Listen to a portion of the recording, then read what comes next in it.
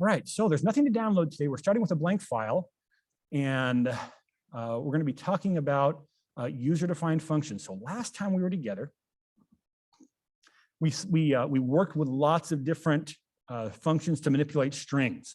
What were some of the ones we used? Left, mid, right, in string, replace, split, maybe some others. Those are the ones that I remember off the top of my head. And there's lots more built in, but the functions aren't limited to the ones that are built in. You can make your own functions. And so the functions that you make, not only can you build a new function that you could use in VBA, you could build a new function that you use directly in Excel. So we can create a function that we could call from inside a formula of Excel. And that's what we're going to do today. So for our example today, we're going to roll set the Wayback Machine for like the 1970s. Oh, how old were we in the 1970s? I was like 2, so I'm guessing you weren't born yet. So, if let's suppose you're running a bank in the 1970s. What's the big news? What's the biggest thing you've got to deal with your bank in the 1970s? Not inflation. Biggest thing you've got to deal with is that you realize now that you really have to get your banking records computerized. You got to get onto this, this computer. You're kind of, by early 1970s, if you don't have a computer running your bank, you're having a hard time competing now. Okay, so, but in the 1970s, is there a mouse on the computer? No. Is there graphics on your screen? No. Is there color on your screen? Yes, it's all green. It's like you got black and white or monochrome monitors, and only characters. So let's design really quickly. Let's design a kind of a screen that we would use to do a simple. Why don't we just do it? This is for a cash deposit. It'll be simple, a cash deposit, simple transaction. What information do we need to be able to do a cash deposit? Here's our great 1970s terminal screen. What information are we going to need to be able to make a cash deposit? Now, by the way, your systems now at this time, things that we take for granted are really expensive. For example, it is expensive, and when I say expensive, I don't mean expensive in terms of money, even though it is. I mean, in terms of how long do we have to wait for it to happen? It is expensive to read and write to a hard disk, to a disk, and it's expensive to make a lookup, do telecom, like to ask for information across a network. Okay, so that's kind of the background that we have to work with. So what information are we going to need to collect from the user to be able to do a cash deposit? Thought I saw a hand here in the middle. No, yeah, go ahead. Okay, we're going to have an amount. And what else? Well, you're just going to bring here $5. Great, you got your $5. We're good to go. Yep. Better know the account you're putting into. Okay. Amount and account. And let's just go ahead and maybe give us a little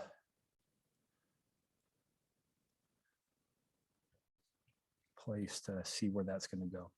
Okay. So now user comes up and says, hey, I want to make a deposit. Great. How much are you depositing? $100. And what account is that going to go into? 1, 2, 3, 4, 5, 6. Now, what's going to happen in this environment if the user doesn't know their account number? In the 1970s, did you know your account number? Walk into a bank, do you know your account number? You had no idea what your account number is. My wife knows our bank account number. It's like we go into the bank sometimes and they'll be like, what account? And she'll roll it off. I'll be thinking, I probably have it somewhere. Maybe it's on the back of my ATM card or something, but she can just rattle it off. But no one knows her account number in the 1970s. And yet we're probably going to have the teller enter the account number like this. So there might be some separate system where we might say, hey, you know your account number? No, they'll look it up and eventually they'll come back to the screen and put the account number in. Okay, what are the risks with this environment? What are the problems here? And what could possibly go wrong? Nothing? Yeah. Okay. Yeah, you might enter the amount incorrectly, but you're going to give the user a receipt. Even at the time, it would have been printed a receipt that said the amount of the deposit. So there's a chance for that one to be corrected. But since they're not going to know their account number, it's going to be pretty tough to get the account right for the user to correct the account number. And so if the user mistypes this, we're in trouble. So how are we going to improve that? What do you think? How can we how can we make sure that the account number is correct, or have a kind of a higher confidence that the account number is correct?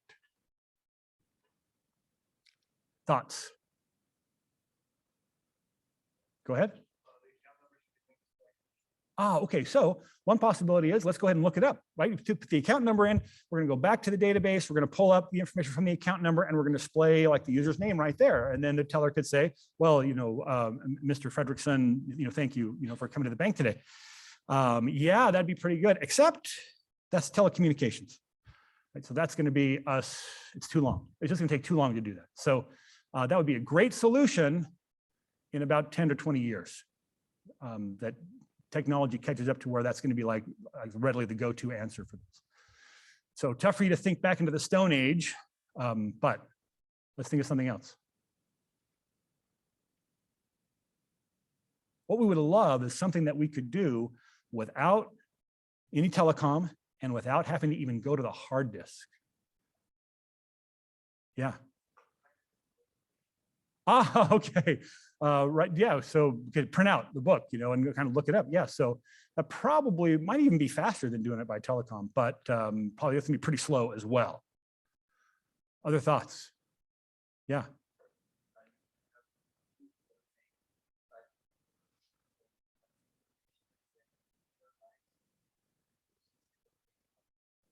So at the point when we're sending that information in to record it, so I like this. So we can actually type the name in. And so, when we actually go to submit this, it could check the name and go, you know what, we're going to reject it because of the name. That's pretty good, except what's the likelihood of getting that name typed just right? That's going to be kind of be a lot of false negatives, like on false rejections on that. So yeah, some pretty good ideas. This is a tough one to crack. Let me tell you what they came up with in the 1970s. They came up with a thing called the checksum, soon to be replaced with a thing called a check digit. Have you heard these terms at all? Checksum, check digit? Okay. Here's the idea. Here's what we're going to do. When we're creating the account numbers here, instead of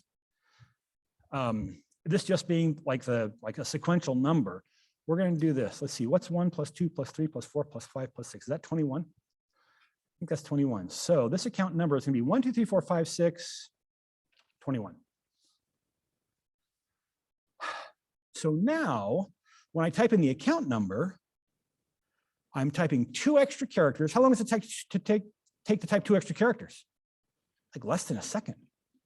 But now what I can do, and I can do this without having to hit a hard disk and without having to do any telecom, I can add up the first 6 digits and see if they sum to 21.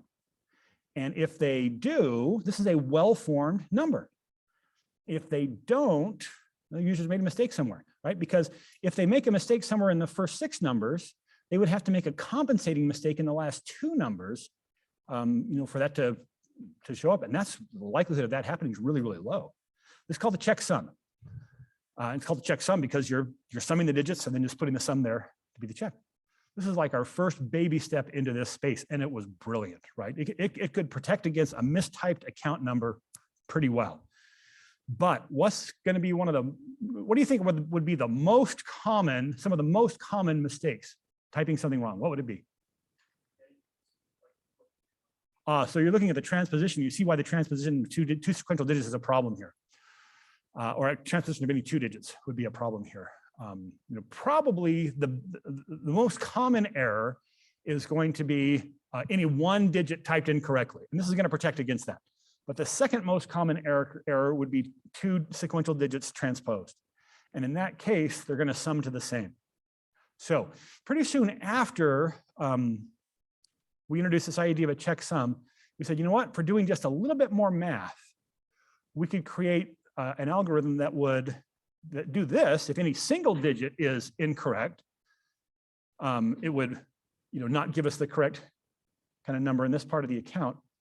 But with a little extra math, we could do something that would protect against any 2 sequential digits being transposed.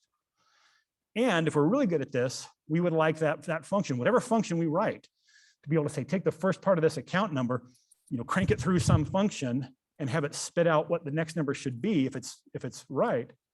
if that last number could be just a single character instead of two, that would be better. That's less typing. And so that's then what we refer to as a check digit. This is where we say we've got some number, you have the identifier that you enter, and we are going to take a part of that number and we're going to feed it into a function. It does some kind of math on it. It's going to spit out what should be the last character. And that's the check digit. It's called the check digit because it's the one that checks to see if the rest of it is correct. And so we use check digits extensively today. Anytime it's an identifier that's going to be typed in, there will be a check digit built into it. When you look at a barcode number, there's a check digit. Even into the barcode, there's a check digit built into it. Why? Like when you go to the grocery store, on the back of your can of peas, there's a barcode. There's a check digit built into that barcode number. Why? The barcode scanner going to get it wrong? No, the barcode scanner is going to get it right. So why have a check digit in? You got to know the answer to this. Yeah, have you ever been there? It won't scan, it won't scan, it won't scan. What does the cashier do? Types it in. And so, like all these barcode numbers, they have check digits built into them so that the system can just immediately just reject that and say it's not valid. Now, just because it's valid doesn't necessarily mean it identifies a real product. It just means it's well formed. But the likelihood of making an error in the check digit that compensates for an error in the rest is astronomically low. So it's really fantastic. So what we're going to do today is we're going to write a function, write our own function that we could use, call from inside of VBA, or we could call from a workbook in Excel, just from a cell, that will validate a 10-digit ISBN number. What's an ISBN number? ISBN number, International Standard Book Number, number. So yeah, the N in ISBN actually means number. Up to 2007, ISBNs had 10 digits. Let's see. Let's just go here, ISBN. International Standard Book Number. Let's see, up until, I want to say like 2007 is when the switch was. So it used to be that ISBNs were 10 digits long. And these are probably 10 digits. 1, 2, 3, 4, 5, 6, 7, 8, 9, 10. And then, and all an ISBN identified was books. It was like a numbering system for identifying books. And there's some information that if you're like totally into this, you can tell something about kind of where the book comes from if you know how to kind of look at different parts of the ISBN. You go, oh, wow, this starts with a 960. That thing is from Greece, something like this. Then in 2013, they said, you know what, we don't really need kind of an ISBN that's just for, like an identifier that's just for books, because we got lots of, this is just products. And so look, let's add 3 digits and make a 13-digit ISBN, and we'll kind of bring it into a standard UPC product code. And so you have a 10-digit ISBN, you've got a 13-digit ISBN. The only difference is the 13-digit ISBN kind of brings books into kind of normal kind of other products. So your 13-digit ISBNs are actually standard product identification codes. Okay, so high level, what we're doing here today is we are going to implement this. Oh, does that look frightening to anyone besides me? This is the algorithm for calculating the check digit on a 10-digit ISBN. Now, I'm going to give you a project that deals with this. And let me tell you what your project is going to be. Your project is this. You're going to be building a function to calculate a 13-digit ISBN. So really similar to what we're doing in class today, very different algorithm, but kind of the idea is going to be the same.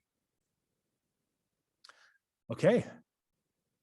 Let me just kind of talk through what the check digit algorithm says that we're going to be calculating. Come up here and just find a check digit. Okay, so here's what we're going to do. We're going to ignore the last number because that's the check digit. So we're looking at the first 9 characters. Step 1 is going to be to say, listen, if it's got something in here that's not a number, ignore it. Because there's really no standard about where you put the dashes. Some people use spaces in there. Some people use dots. And so some don't put it at all. Sometimes you see ISBNs are just all one long string of numbers. And so kind of step 1 for us is going to be, listen, if there's something that's not a number in here, ignore it. That's maybe a little too strong, because if there's like an A in it or something, then that's probably something that we don't want to ignore, but we're going to. Just gonna say, listen, if it's not a number, ignore it. Actually, it turns out that for a 10-digit ISBN, there's one place that you can have a letter, and it's the letter X right here at the end. But here's what we do. We take the first number and we multiply it by, oh, now I've forgotten what the algorithm is. And we multiply it by its position in the number. So first number is 9, its position is 1, 9 times 1. Second number is 9, its position is 2, 9 times 2, 18, and we add that on to the 9. So now we've got 27. Then we got 3 times 9, 27. We add that on to the existing 27, and we get 54. Next one is 2, that's the fourth position. We multiply 2 by 2, that's 4, and then we add that on, we got 58. And we go all the way through here. Take those first 9 and we kind of multiply them by their position. That's going to give us some kind of number. Then we're going to take that number and we're going to subtract it from 11. So we're going to say 11, no, I'm sorry. We're going to take that number and we're going to divide it by 11 and take the remainder. Then we're going to take 11 and subtract that we just figured out, and we're going to divide that by 11 again. Whew. Anyway, and that's going to come down. So it's kind of this kind of dividing by 11 a couple of times, adding these things up, multiplying, and then ultimately we're going to come up with what should be the check digit, and that'll allow us to check to compare to the last digit and see if it's the same. If it is, well formed. If it's not, not well formed. And so our function is we're going to pass it an ISBN or a candidate ISBN, and it's just going to return true or false based on whether it's valid or not valid.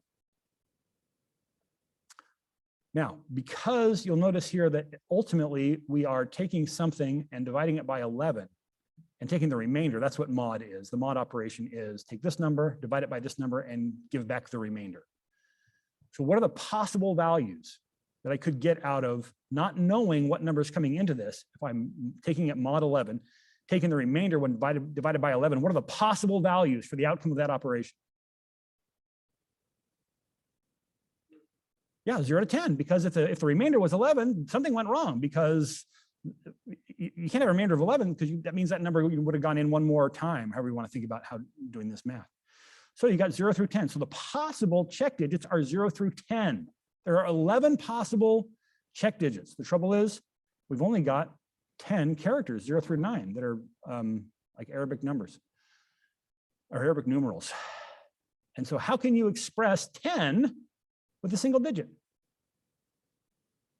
I mean, you could actually take it, you could actually put 10 as a check digit, 10. Then your 10-digit ISBN could be a 10 or 11-digit ISBN. And if it's 11 digits, you know that the check digit's 2. So that would work, but we would really like it to have just be a single digit. Lots of reasons we want that to be a single digit. How can we express the quantity 10 with a single character? You can't do it in the Arabic with Arabic numerals. But what numerals could you do it with? Say it louder. Roman numerals. Yeah, how do you say 10 in Roman numerals? X, and that's exactly what this is. When you see a 10-digit ISBN that has an X as the last character, that's a check digit value of 10. Okay, so here's the good news. In the 13-digit check digit algorithm, you've only got 0 through 9 to work with. So it's going to be a little less complex. Here we have to deal with X. In the one you do for your project, you won't have to deal with X. So that's good. Any of you ever work in the book industry where you have to type in ISBNs? I bet. Anyone? Like bookstore or anything? No. So if you're in that industry, they actually have like special keyboards, like 10 keypads that have an X on it, just so you can type the X with one character. Okay, so let's go ahead and do this. I think we've kind of built this up. Oh, you know, one more thing I wanted to tell you about this. We have time? We probably do. About my former colleague here, earlier professor here at BYU. His name was Frank Abagnale Jr. Have you heard of him? Hasn't worked here for a long time. And actually, the university denies that he ever worked here. Do you know who he is, Frank Abagnale Jr.? Yeah, who is he? Yeah. Yeah. So he's the one. Did he write Catch Me If You Can? Is it an autobiography? Yeah, I was going to say it shows him so well in that it must have been an autobiography.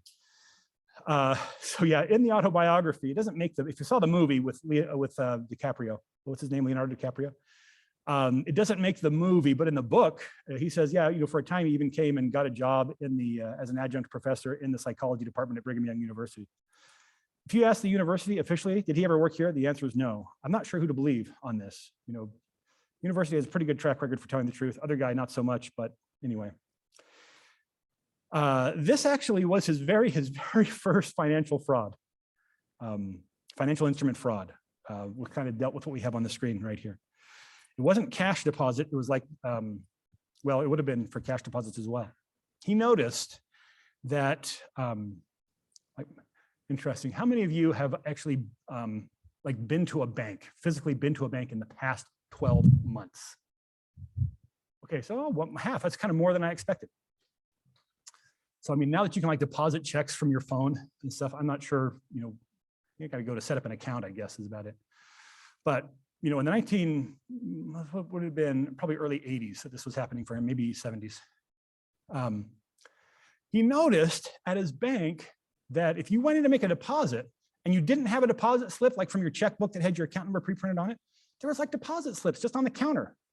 Okay, you would kind of go and you'd pull out a deposit slip, you'd write your account number in, you'd put in the check and the check number, you'd kind of fill out the deposit slip and take it and make the deposit. Now, if you didn't have the account number, what would the teller do? The teller would look it up. All right, Mr. Johnson, let's look up your account number. We got the account number here. Kind of the same thing. You're entering account numbers at the time. But if you had the account number written in, what would the teller do? Type in the account number. So here's what Frank Abagnale Jr. did. He went to the bank and he picked up a stack of those counter deposit slips, 20 or 30 of them. Took them home to his apartment, rolled them into a typewriter, typed his account number onto them, and then took them back and put them at the bank. So now, when Edna comes in to cash her Social Security check, deposit her Social Security check, she does it just like she always did. She goes up and she takes one of those deposits and she writes her name on it, just like she always has, check number and whatever, takes it up, and the teller looks at it, types in the account number, and deposit Edna's check into Frank's account. After a week, kind of before this could really get figured out, he writes a check to withdraw. Doesn't have to go back into the bank. Writes a check to withdraw the money, and he's gone. That was really kind of interesting. So there were problems here at the time. Now, let's see, who was the guy who said do a lookup and get the right name? I forgot who suggested that, but yeah, that would correct this, right? If they were doing that, but they weren't at the time. Probably his biggest innovation in financial instrument fraud was he realized that if you printed checks that had a bad routing number, because part of the routing number tells it which part of the country the check has to go to clear. If you printed a check with a routing number that sent it to the wrong side of the country, it wouldn't take a week for the check to clear. It would take more than a month, maybe 6 weeks for that check to actually clear. How do you know, by the way, at the time, how would you know if a check bounced? How would you know if there was enough money for the check? It just wouldn't bounce, right? So you say, how long it takes? Yeah, it takes about 4 days for a check to clear. We'll hear back. They'll send us the check back if it doesn't clear. And so you deposit money, you put a hold on the, just your computer here? Yeah, there were several of you, Jake. I was trying to find your name to email you. Yeah.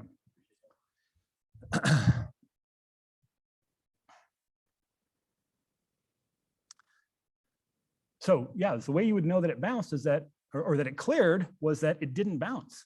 So with all these checks that were printed with the wrong routing numbers, you could go open up an account, deposit a bunch of checks. It would take a month for them to clear. After a week, they'll release the funds because they haven't bounced. Spend that money all you want, and then they start bouncing, but by that time, you're long gone.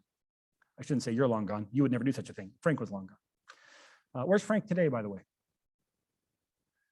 He spent time in a lot of jails, a lot of prisons. Now he works for the FBI in their fraud detection unit. Interesting enough. All right. So we are going to implement the check digit algorithm. So I've got a blank workbook. No, not even a module in this. I'll choose insert module. And now what we're creating a function, but specifically, kind of more precisely, it is called a function procedure. So far, when we've written code, it's been inside a sub procedure. You might say sub is valid ISBN, VALID, ISBN 10. This would be a sub procedure called is valid ISBN 10. But now we're not making a sub procedure, we are making a function procedure. So we will call it function is valid ISBN 10. So it's exactly like a sub procedure, except we don't use the keyword sub, we use the keyword function. And you even notice that if I change it, it changes the end part of that to match it. It's kind of nice. Now, and the only difference between a sub procedure and a function procedure is that when the function procedure is done doing whatever code you write in the middle, it will send a value back to where it was called from. Right? That's what a function does, right? I mean, think about, when you first learned about functions in your pre-calculus class, whatever you took, you give some information to the function, it does something, and it gives back a value. So that's what we're going to do here. So sub procedures and function procedures are exactly the same in every respect, except when the function procedure is done, it gives a value back to where it was called from, which is why we can refer to it directly from a cell. We need a value in a cell, we can just use the function that we've created to be able to do it. Because this returns a value, we're going to establish the type that it's going to return. So imagine if we were doing something, we're going to declare a variable dim valid as, and this only has to be true or false. So what would be a good data type to use here? What is it? Long, integer, string, what should it be? Boolean, right? Boolean is the data type that is for true and false values. Okay, so if we were declaring a variable of type Boolean, dim some valid variable name as Boolean, if we're declaring a function and giving it a type, then we just put the as data type right up here on the same line with the function. And so this tells us what kind of value the function is going to return. So now this function will return either true or false. The only thing it can possibly return is true or false. Which one do you think it'll return? I haven't told it what to return. Which one will it return? It'll return false because the default value for Boolean type is false. Default value for any numeric type is 0. Default value for a string is a 0-length string, but every type has a default value, and this is false. So this is now a functioning function. It's not doing much, but I could come over here and maybe for this account number, we'll just put in here the result. So I'm going to say this equals is valid ISBN 10. And I'm not set up to pass anything to it yet. We will here shortly. And then that will return false. So this now evaluates the false because that function currently returns false. I could change it to return true. And this is how we set the return value for a function. We set the name of the function equal to the value that we want it to return. So now this tells me it's going to return either true or false. Unless I set it to true, it's going to return false, but I'm setting it to true. I set the name of the function equal to something, and now that's the value that it's going to return. So now if I come back and cause this to be refreshed, like edit it and hit enter. Do I have to actually edit it? Oh, apparently I accidentally deleted that. F9 should recalculate. There we go. So now it has, it's returning true.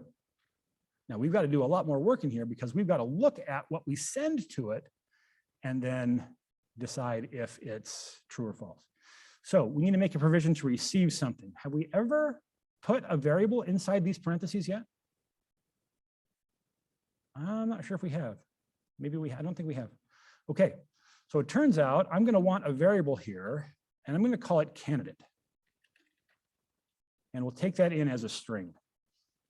The idea here is that we want to take in whatever the user gives us, and so we'll need some variable to hold that in.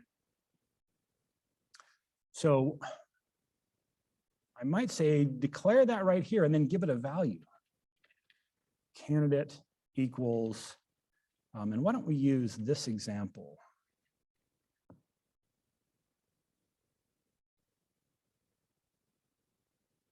Here it is. So this is supposed to end with a 2.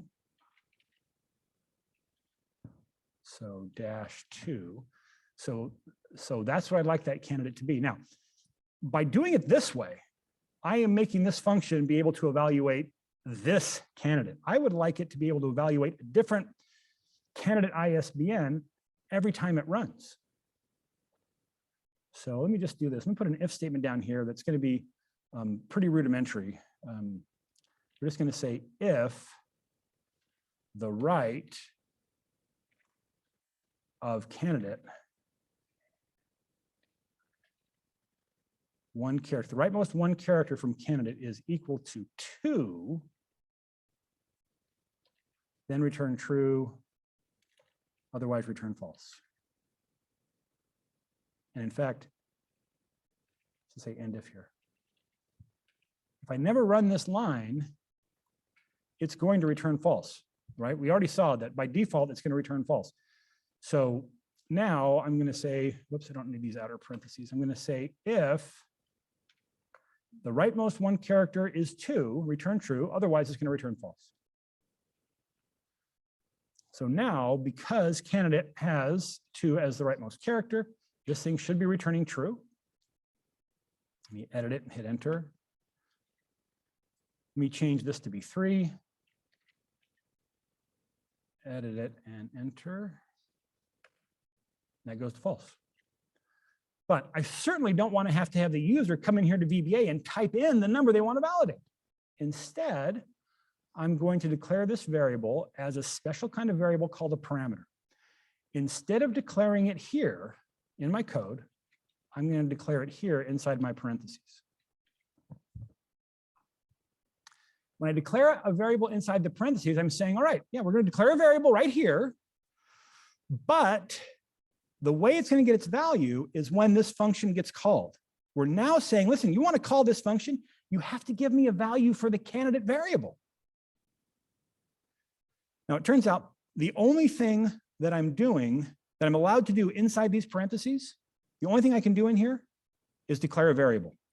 And so this keyword dim is not needed. Not only is it not needed, it's not allowed. But I am declaring a variable here. I don't use the keyword dim, but everything else is the same about it. And so now this is going to be a variable that gets its value when this is called. And so I'm going to take this value. We'll call it from a couple of different places. I'm going to plug it out here into the account number. Here, let's call this ISBN.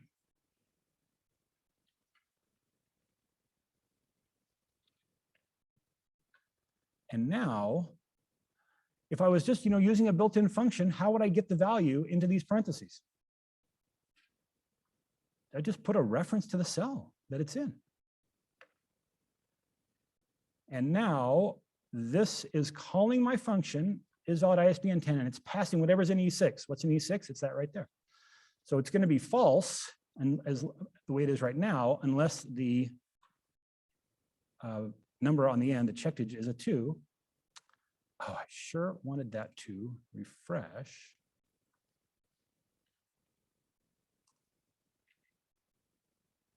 All right. Oh, the problem is I'm changing the value of candidate in here. So let's get rid of this one.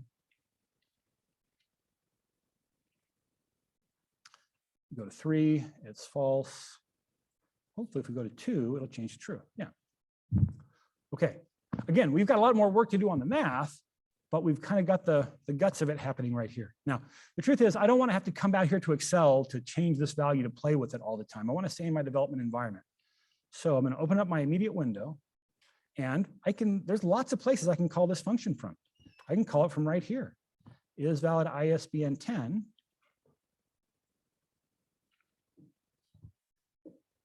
And then I will pass it in.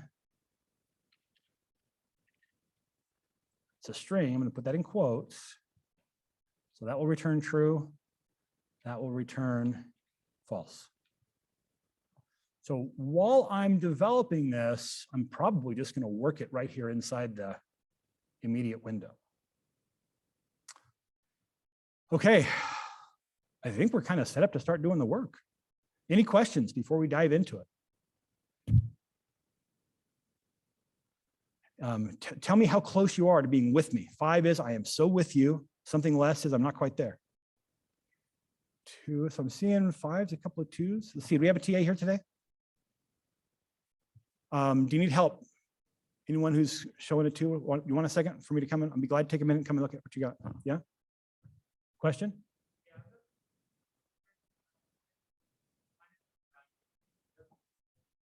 Let's come take a look. Let's not worry about the cell. Let's get it configured like this and test it here. There's kind of other complexities that can get in the way with the cell. Let's do this simple one here.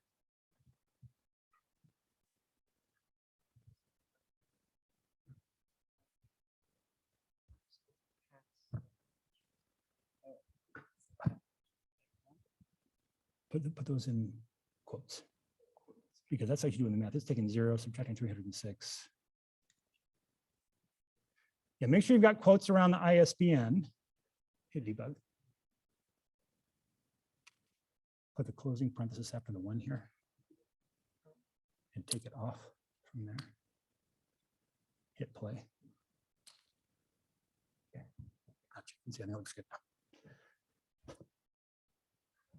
Anyone else?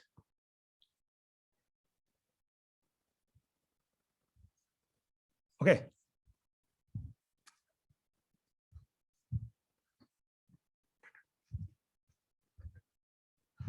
Okay, I think our first step,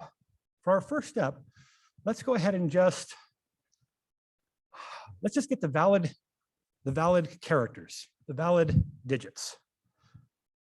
So candidates coming in, and what I'd like is I would like to just start off by throwing away anything that's not a number or an X. In fact, the only place an X is allowed to be is in the very last character. So I think I'm going to, yeah, we'll do that. So I am going to, rather than kind of build that logic right in here, that's kind of a nice little chunk. I'm going to say, I'd like another function here, but I can hand it the candidate, and it will hand me back kind of the cleaned up version of the candidate. So make another function down here called Valid Char. Valid CHARS. This is going to return a string, and we're going to pass it, let's just call it data here. The name of the variable doesn't have to be the name from where you call it and where you're receiving it. So I'm going to make this different just so you can see how it works. So let me declare another variable here called ISBN as a string. And now I'm going to set its value, ISBN equals, and I'm going to call valid chars.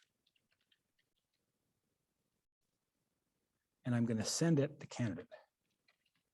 Okay, so when this function gets called,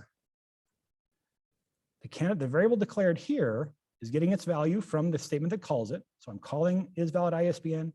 I'm sending it this value. That then gets put into this variable. We've got another variable declared here, and now I'm saying ISBN is going to equal the result of this function, and I'm passing candidate down here. Well, that's going to get received into a variable named data. So I'm sending the candidate, this very same string that was here. I'm sending this string down here, and down here it's going to be called data.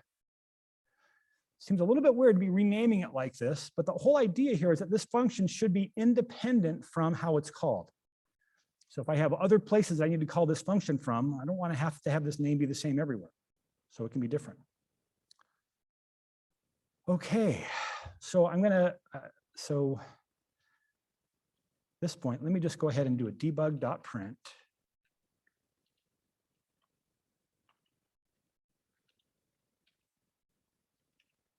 Of data.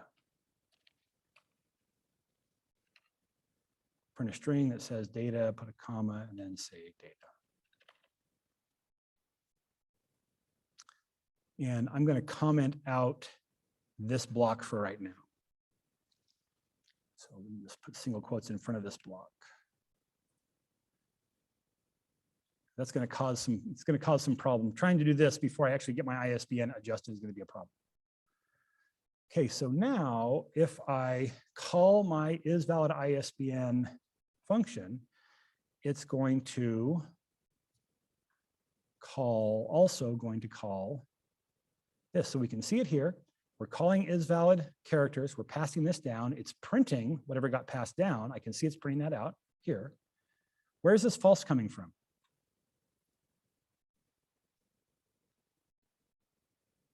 Let me delete it and run it again. That false is getting printed. Why is that being printed? Because I'm telling this to print the result of this function. So in the process of calculating this function, it prints this out, calculating what this function returns, goes and does that. This function runs, ISBN gets set to a 0-length string because I haven't told it what to return yet. And then we're not doing anything with it. And so it's just going to return the default value. Okay, so now we're going to look at down here invalid chars. We're going to take this data and we're going to get rid of the hyphens and spaces and periods and dash. If it's not a number or if it's not an X in the last position, then we're going to deal with it. Okay, so go ahead and leave that printing for a while. What's that? Oh yeah, we should. Thank you very much. What type is data right here? Yeah, because I haven't told it, it's variant. Yeah, so this should be as string. Thank you. Okay, I'm going to declare another variable in here. Let me dim x as an integer. And I'm going to dim temp as a string. What I want to do, I'm going to make a loop that looks across data one character at a time, and just looks at each character and decides if it should be included in the result that sends back. And that's what I'm going to use temp as. Temp's going to accumulate the values, the characters that I'm going to keep. So let's make a loop that does this. For x equals 1 to the length of data. So however long this string is, that's how many times we're going to iterate on this loop. Now I'm going to say if, let me give myself one more variable here, dim one char as a string. Just make the code a little easier to follow if I have that as a variable. One char equals the mid function of data beginning at the x position and taking 1. So let's think about that. So this is what data is when I get down here. So the first time through this loop, x is going to equal what? X will be 1. So this function is look at the middle of data, start at the first character, and bring me back 1 character. Here's the first character, it's going to bring me back 1 character. The first time through that loop, 1 char is going to be at 0. The next time through the loop, x will be 2, and so we'll be looking at starting at the second character, returning 1. The next time through the loop, it'll be this one. The next time through the loop, it'll be this one, and then this one, and so forth. So this is going to put 1 char, or it's going to put a single character one time into the variable 1 char that I can use to decide, is this one that I want to keep? So I'm going to say if, now it turns out here's a function we haven't talked about yet called isNumeric. IsNumeric takes an argument, a string argument, and returns true if it can look at that string and figure out what number it is. So here I've put in 444, that's great. How about 444.3? Is that a number? Yeah, that's numeric. What about 4.3? Yeah. What about 0.3? Is that a number? Yeah, that's true. What about 4 point? Is that a number? Turns out that's a number too. What about 4.x? Not a number. Just x, not a number. X.4, not a number. How about just the dot by itself? Like 4 point is, but how about just a dot? Is that a number? Let me erase these. Yeah, the dot by itself is not a number, even though 4 dot is, dot 3 is, the dot's not a number. So is numeric can look at a string and say, yeah, that it's either a number or it's not a number, return true or false. So if is numeric, looking at one char, then, okay, so if that one character that I peeled off is a number, then I'm going to say my temp variable is going to be equal to what it used to be plus concatenated with one char. What's the default value for string variables? This is empty string. So the first time it's going to be an empty, so it's going to, we're going to say, temp is now going to equal empty string and one character. Second time through, temp will be that character. And so it'll be that character concatenated on with the next one. So that's going to accumulate the characters that we want to keep. Okay, now all I have to do is return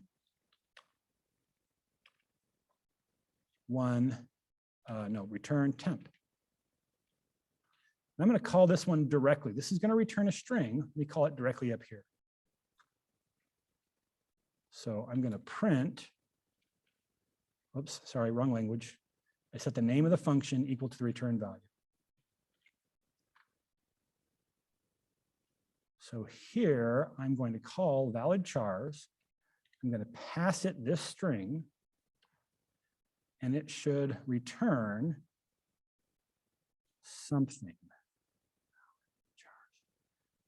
Equal, I'm not calling it equals. Valid chars equals temp. That's what I mean. There we go. So it's still printing data here from this print statement. And then this is being printed off by that request for print right here. So that looks pretty good, except X is a valid character on the end here. And if I do that, I think I don't need to be printing this anymore. If I do that, the X is going to be gone because the only thing I'm keeping right now is numbers. But I also want to be able to keep an X, but I only want the X where? If it's the very last one. Yeah, I think I'm going to be happy with that. I'll keep the X if it's the very last one. So if someone gives me this, I'm not keeping the X. It's not the last character, I'm not going to keep it. Even though it's a pretty good argument to be made, that should be okay. We're going to say, no, the X is only valid if it's the last character. So I'm going to do this if it's numeric or, and then, so I've got the or clause here. I'm breaking, I guess I got plenty of room to do this on the same line. I won't break it. Or one char, actually, let's do another function. The uppercase just takes an argument, a string argument, and returns the uppercase version of it. If the uppercase of one char is equal to X, so it won't matter if they give me a lowercase x or a capital X, we're going to compare the uppercase version of it to X and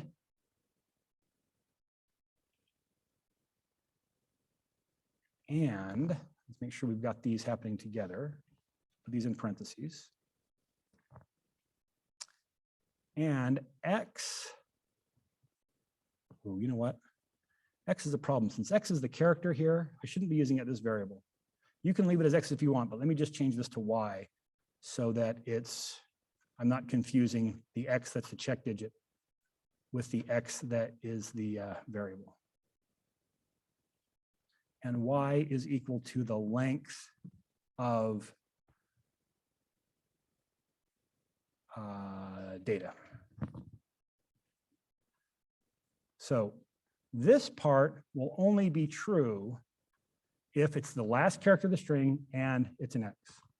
So, so we're saying if it's the last character of the string and it's an X, we'll keep it. Or wherever it is, if it's a number, we'll keep it. If that's the case, we kind of accumulate it there. And this, it's okay to have that in the function, but there's no reason to set it until we're all the way done. So after we're out of the loop, we're now going to look at, we're going to return, we're going to set the return value to temp. That looks pretty good. Let me go ahead and run this and see what I get now. Should be the same thing, but now when X becomes the last character, we maintain the X. Now, the function that you write, you'll have to do something to throw away invalid characters for your project here. So it'll be a little bit different because X is, you don't have to worry about X, but for us, this is one we need. All right, so now valid characters is, so I've got my variable ISBN, it's going to be the valid characters version of whatever got passed in. So let me put a stop statement right here. We're going to have a whole day where we talk about debugging tools and techniques and how to handle errors. A little preview. Stop allows us to, I'm going to call this now, allows us to go into break mode right here. This function is still in the middle of running. The variable is declared. It has its value. I can come up to my immediate window and I can say, I wonder what's in ISBN right now. There's nothing in ISBN. So that's what's in ISBN right now. Only works because I'm here in break mode, right? If I'm not in break mode and I ask what ISBN is, I'm going to hit play just to continue on from here. It's not going to have any idea what I'm talking about. I mean, just ISBN must be a variable with nothing in it. But if I've run this, and now I'm stopped, I got the yellow bar here, everything up to this bar has run, including this statement, I can kind of take a peek and see what's in it. All right, so that's pretty good. Now, in some cases, I can look at this ISBN at this point, and I could tell it's not valid. So what would be a situation where I could say, no, that can't possibly be a valid 10-digit ISBN? What's that? A length of 10. Yeah, exactly right. If this is a valid ISBN at this point, now they could give me something that's more than 10 characters because they can have spaces, dots, dashes, whatever. But at this point, I've thrown away everything that's not a valid character. If my ISBN variable isn't 10 characters long, it can't possibly be a valid 10-digit ISBN. So watch this. I'm just going to do a little check right here. Before I do any more heavy lifting, I'm going to come right here and say, listen, if the length of ISBN is different from 10, so that's how we say not equal to in VBA, less than or greater than 10, then exit function. I'll just do this on one line because I'm just exiting out right here. What will this function return if I exit here? It returns false. If I don't ever get to true down here, it's going to return false. And so if I exit early here, that'll be false. And that's what I want, right? This is saying at this point, if this condition is false, if this condition is true, length is different than 10, just get out of here and return false. I don't have to tell it to return false. It will return false unless I tell it to return true. All right. So at this point, if I make it to this point in my code here, now I know I got 10 digits to work with. That's great to know. Because if I start asking for like the 10th character and there's only 9 of them, that's going to be an error. But at this point, I know I've got 10 characters. Now, what I have to do, I'm going to kind of declare another variable up here called checksum as an integer. Now I'm going to use a loop for this, but I'm going to start off by just kind of doing this by hand. So I'm going to say here, my checksum is going to be equal to, And what I want to do is I want to take, I want to multiply times 9, the very first character. So the mid of ISBN, starting at the first character, taking 1 character. 0 times. And then I want to add that on to 1 times, actually, sorry, I have that wrong. We don't multiply it by, you go back to the algorithm.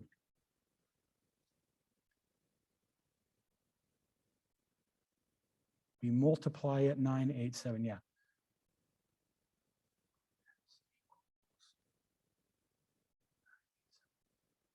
Three, 0. Okay, so it's actually times 10. So we're going to say, we're going to take the first digit, multiply it by 10, add that to the second digit multiplied by 9. Okay. So my first digit is here. I want to multiply that by 10. My second digit, I want to multiply by 9. So this is going to be the second digit.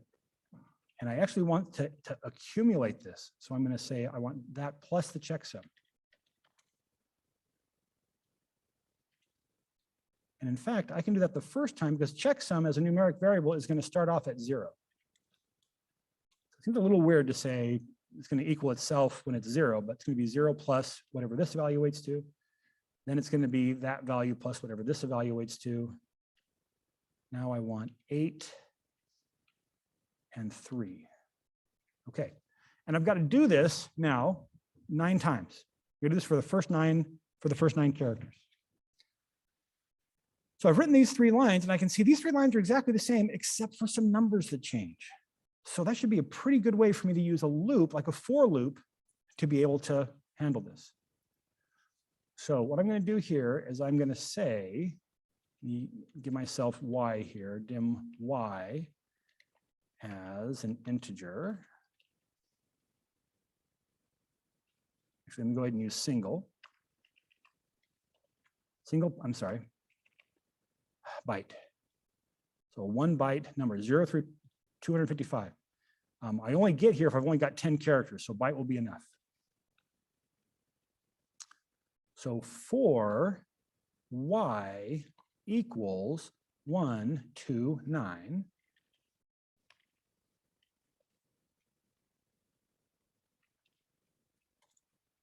okay, so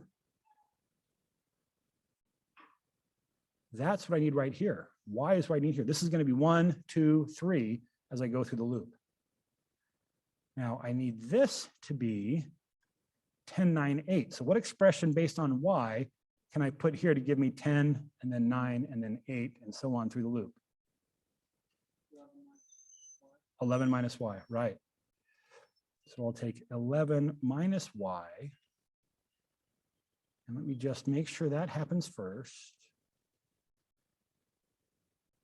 And that would be okay because multiplication is going to happen. It's going to take precedence over this, but it doesn't hurt to put in the whole parentheses to make sure I've got that kind of bound up right. That's going to give me then the accumulated checksum. We run it to that point. I still have my stop in there. I should be able to ask what my checksum is. 130. Let me go back to the example. And here's the 130. So after I've done this part right here, I'm down here to 130. So the next step is to take that mod 11. Take that value mod 11. So, and I don't need to keep the old value, so I can do that right on top of checksum. So checksum equals what it used to be, mod 11. Stop that and run it again. So now my checksum is 9, and I can see they've replaced this 130 mod 11 right here is now this 9 part right here. So my next step is to take 11, subtract that. So checksum again is going to equal a new value. 11 minus checksum.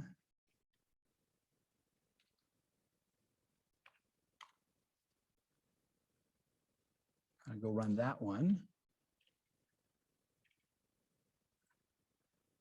2, and that's the next one here. My last step is to take that mod 11. So one more step is to take checksum equals checksum mod 11.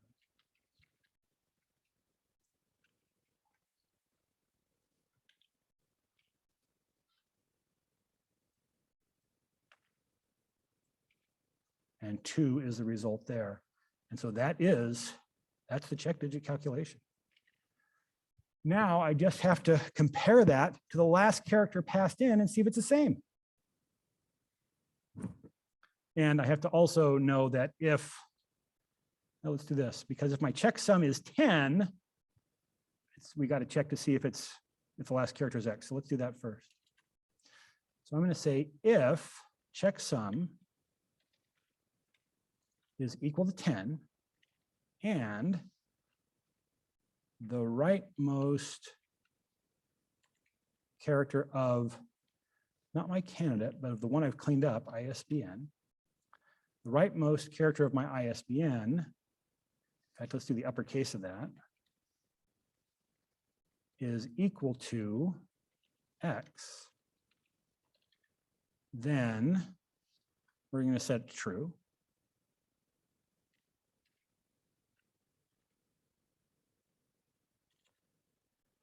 Otherwise, okay, if that condition is not true, ELSE else if just the rightmost character of ISBN, the rightmost one character of ISBN is equal to what? What should I look through for here?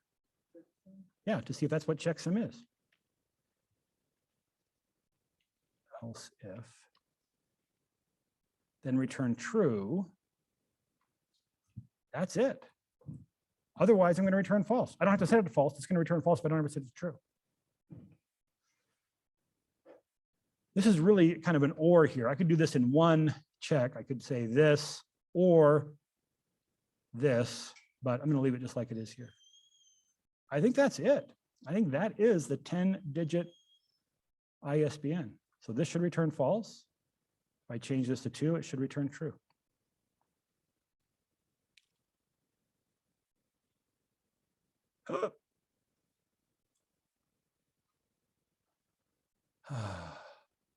View, Project Explorer.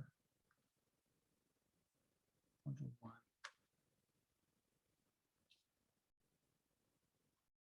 It almost fits on one screen. Oh, it definitely will when we get rid of, no, I've already got rid of those extra ones. So somebody in the this happened in the 1970s too. Some smart person in the 1970s came up with this algorithm to say, yeah, that's gonna have the characters, well, most of the characteristics we want. The fact that it's 11 digits, 11 possible values for the checksum is a little uncomfortable.